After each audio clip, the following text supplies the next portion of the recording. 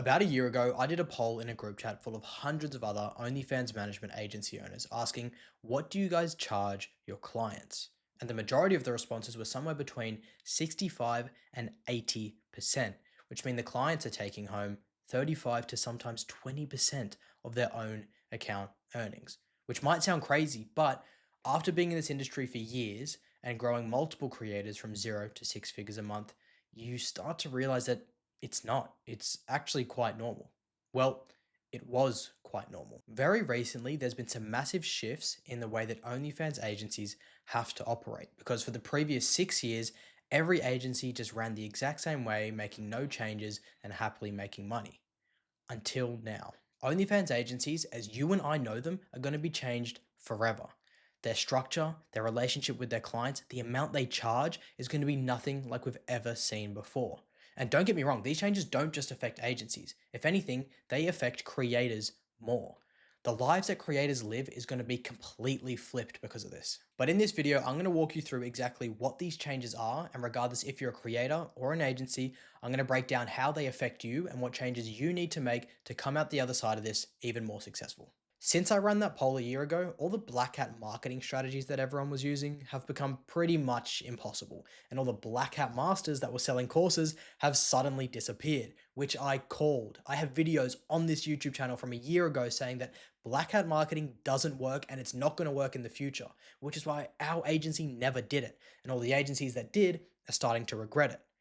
But of course, just like I said back then, you are some 19-year-old kid living in your parents' basement. You manage 3 models doing 2K a month. How the fuck are you going to outsmart Meta or Twitter or Reddit that have thousands of employees, billions of dollars, and the most advanced AI? It's never going to happen. And to be fair, it worked for a while. It worked longer than I thought it would.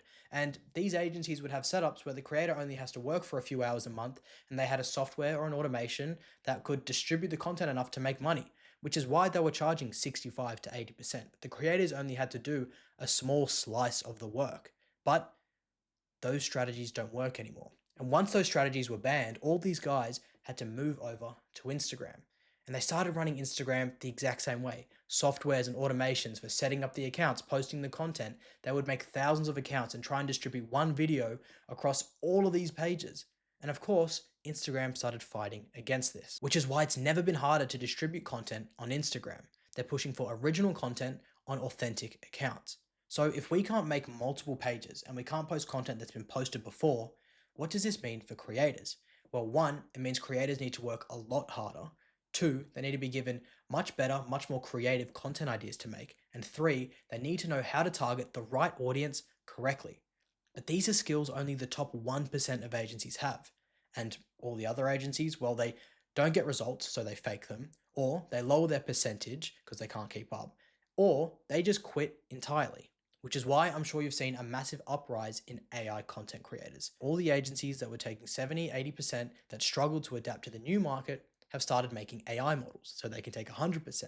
Or they're working with salary creators. So regardless of what the OF makes, they pay a creator living in a third world country a set amount every single month, whether it's $500 or $5,000 a month, I don't know. Because most teams don't have the ability to adapt. But if you're a creator or agency that still wants to succeed doing what you're doing, what do all these changes mean to you?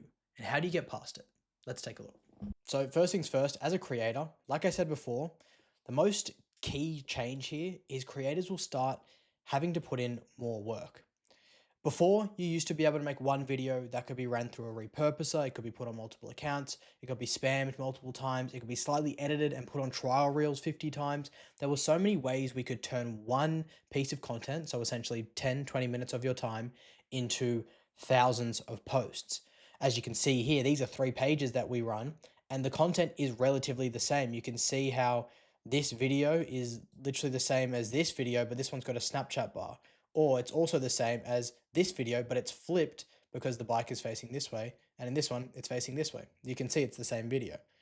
Same with all the other videos here. They're all relatively similar. You can see this one is facing this way, and this one is facing this way with no Snapchat bar. But that doesn't work anymore. Instagram not only looks at the pixels on the screen, which they've always looked at what the video looks like, and they mark it and say, does that look like a video we've had on our platform before? That was fairly easy to get around, but now they're looking at the audio. So regardless of what the video looks like, if you're saying the same stuff and Instagram's hearing the same stuff in the content, they're going to flag it as repurposed, and they're fighting very heavily against people spamming multiple pieces of content. So when I say creators need to start putting in more work, that means instead of getting one video and spamming the same post over and over again, we need to literally be making videos over and over again, which requires more time, more effort, and more thought process. So how can we turn one video that's done well and post it multiple times? Well, we have to create it over and over again. The content, like I said, needs to be high quality. We can't be spamming low quality sexualized content because one, that's getting us banned and flagged. Two, it doesn't convert as well anymore because we've got a mature audience these days. Mature as in the subscribers know what creators are doing. When you're posting certain content on social media, they know you're trying to sell them. So we need to be posting content that is realistic, that feels like you've just landed in that position. You haven't set the camera up here just to be like, oh, I'm going to do something sexualized to promote my OF. You've made a funny, engaging, entertaining, educational piece of content and you look great, or you convey a personality that they like. For example, the videos here, a lot of videos I really like that I think perform really well are these in public ones where they're holding a sign, kiss your homie. In this video, it's like two girls kissing. The guys start in the comments start talking about how cute the girls are. This one, $1 or Mystery Goon, cute girl going out in public with a sign, getting funny reactions of people in public. Gaming is always a good one because you can get funny reactions from people inside the game. You don't have to actually leave the house. This one, can I cream pie you for $20? Self-explanatory. He actually just hits her in the face with an actual pie. But you can convey a message that isn't overly sexual while still being entertaining and people still falling in love with the person that they see. Same with this type of content. Looking like you've just set the camera up because you're going out for a drive and you have a nice car that you like and you're into cars. People see an interaction that you had with someone, which is probably fake, but they still think it's funny and engaging. So you're not pushing sex, you're pushing content that is funny and entertaining because it's high quality and it's creative. The basic OF type of content isn't going to work anymore, which is why OnlyFans creators and their teams need to be providing better ideas, which is what I've been saying so much recently. You need to be a real content creator. We can't be doing OF content anymore. We can't be doing OF slop. Pretty sure a friend of mine said that recently. Cole and Owen were saying their feed is filled with OnlyFans slop, which is a very good way of putting it. Just like spamming the same shit ideas that everyone does. We need to get creative. We need to stand out from the crowd. We need to be doing content that isn't sex first and still engages the audience. But at the same time, that requires more work. These videos aren't easy to make. OF slop, whatever you want to determine that is easy to make. That's why people got so far, because with OnlyFans content, you could go viral so easily with the basic sex first content. Like, fuck creative ideas. If we could post anything on Instagram, I could go viral 1,000 times with minimal effort because I can give you a video that sells sex first, that guys are going to fall in love with. Easy. But we can't do that on Instagram. So we need to be more creative, which requires more work from the creator. Because at the end of the day, I could put hours into giving you the best content plan, but you're the one that has to make it. So creators need to be putting in more work and they need to be using more creative content ideas. Otherwise, they're not going to survive, which most creators and agencies won't be able to do. Creators are going to struggle putting in this level of work. And I hate to be as brutally honest as that, but a lot of OnlyFans creators struggle to do the work that they already have. Now that it's going to get more, there's not going to be many people that can keep up, but agencies as well. Agencies aren't going to have the brain to come up with creative ideas like this. They're not going to be able to systematize the distribution. They're not going to be able to find the good ideas. They're not going to be able to manage their creators in a way that helps a creator put in more work because they're not facilitating things around them. So the creators and agencies aren't going to be able to do this shit. So what does this mean? More creators are going to stop getting results if they haven't, or you haven't already stopped getting results, regardless if you have an agency or not. Because now it doesn't come down to whether the agency is performing or whether the creator is performing. It comes down to both of you. So if you have a team or not, the chance of you stopping getting results recently is just getting higher and higher if you haven't already, like I said. Which means the game gets harder, but the competition gets weaker. So what does this mean? It's much harder to succeed as an OnlyFans creator now. Like I said, more work, better ideas, which is very difficult and not many people are going to be able to get through to the other side. But that also means everyone around you has the same struggles. So you can beat all the people around you easier, but you need to put in more work. The game gets harder, but your competition gets weaker. But if you're an agency and you're watching this, what does this all mean for you?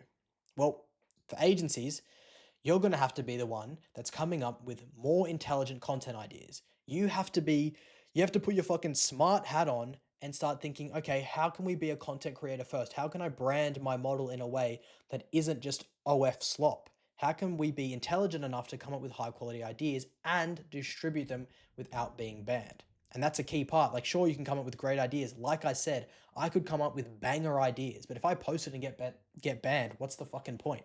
So agencies, you need to be thinking about this.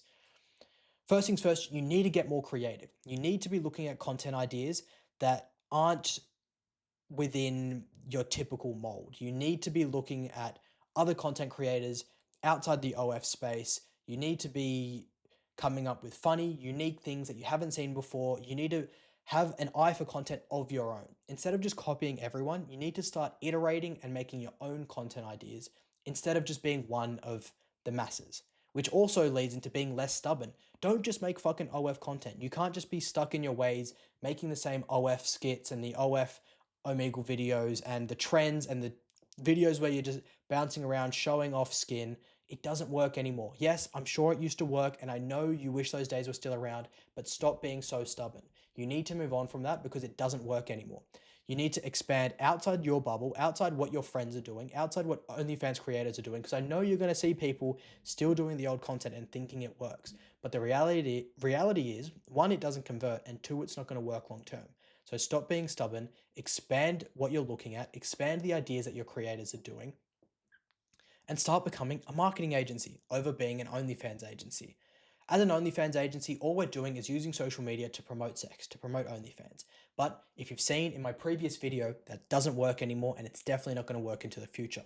We need to shift to being a marketing agency. How can we market our creator? How can we build a strong brand, a strong following, a fan base that loves her online without having to break rules?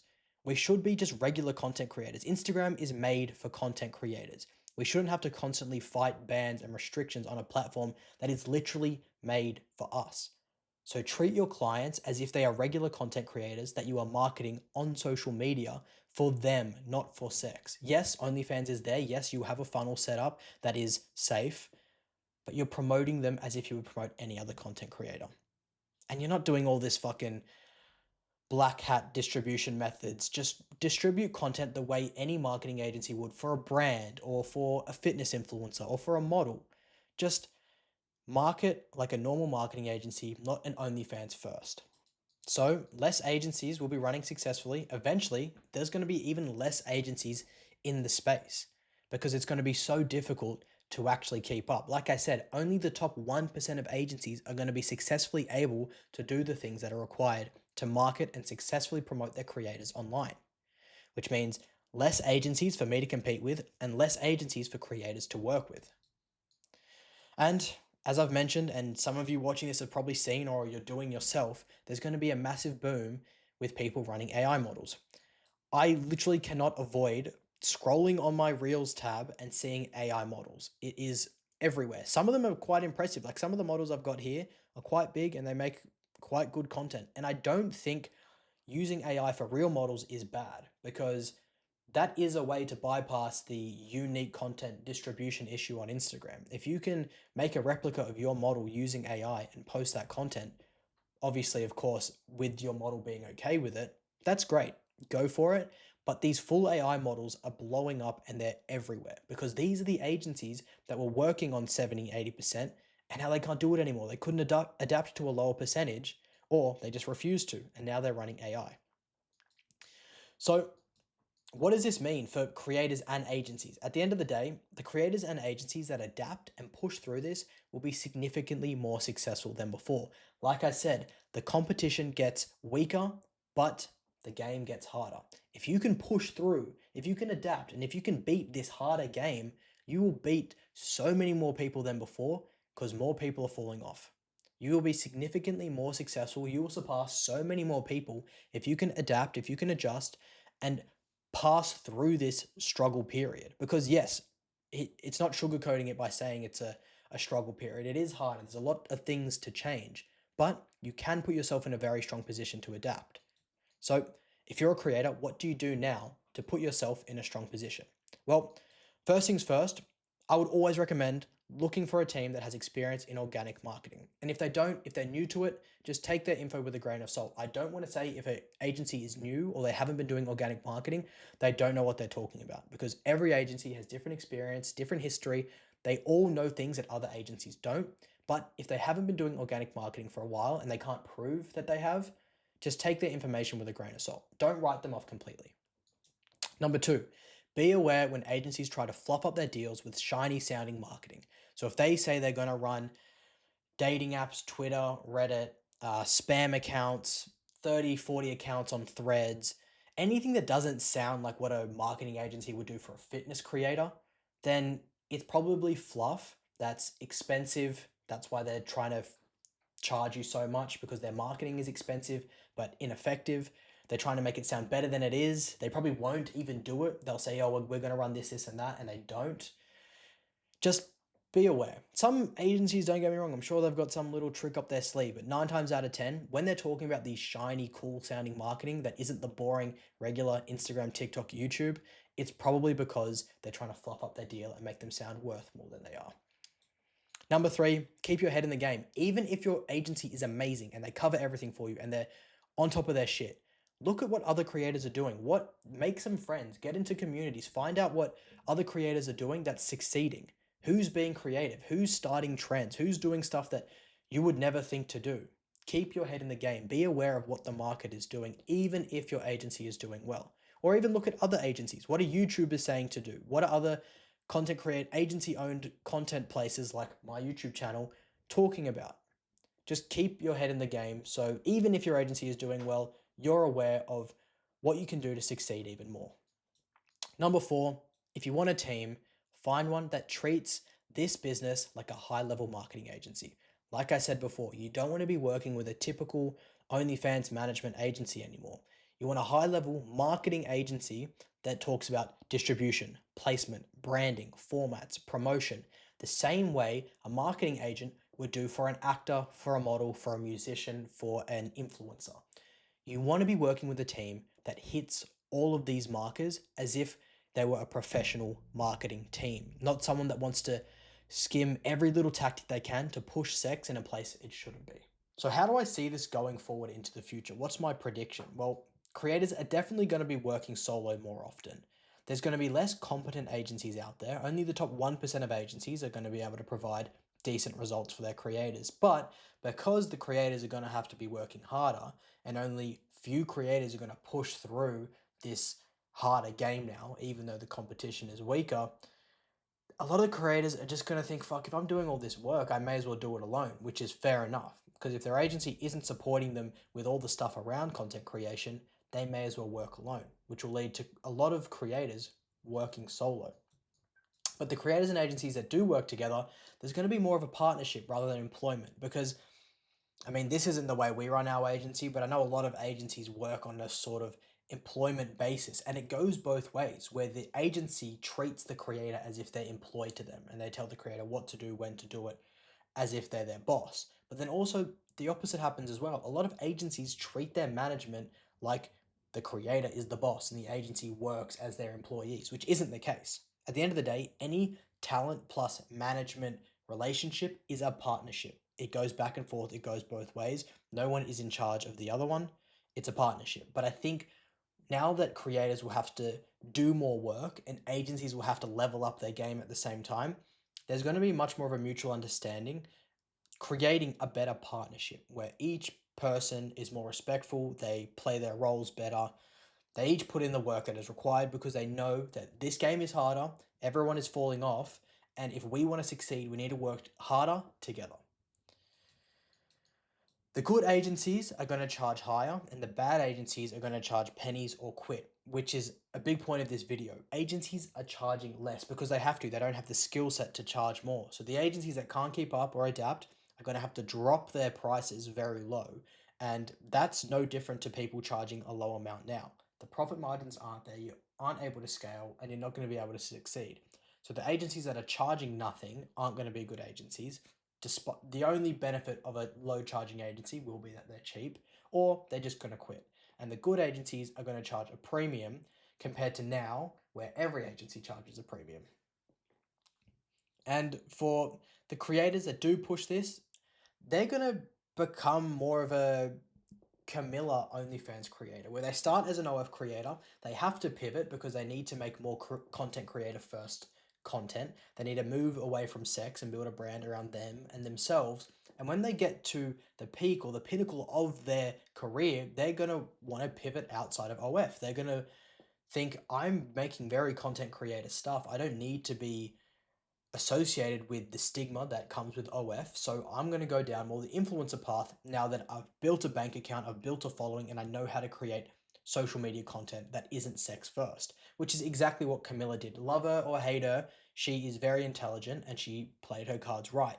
And a lot of other creators, considering they're going to have to shift to more influencer style content before they even quit OnlyFans, I can definitely see more creators pivoting down the route that Camilla did at the end of their OnlyFans career.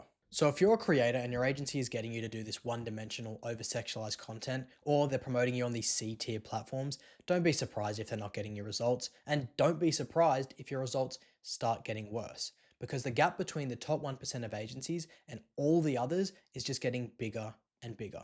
And I'm so serious about more creators working solo. There's going to be more successful solo creators than there ever has been before. And because of the current landscape of OnlyFans marketing, all a creator needs is her and her boyfriend. And with the right setup, you could have your own private agency running everything in-house for you. If you're a creator with a boyfriend, I'm sure you've thought about doing this before, but it's difficult to figure out what each of your roles should be. So I've made an extremely detailed video breaking down exactly each step of the process of building your own in-house team, so you too can run your own successful team without relying on anyone else.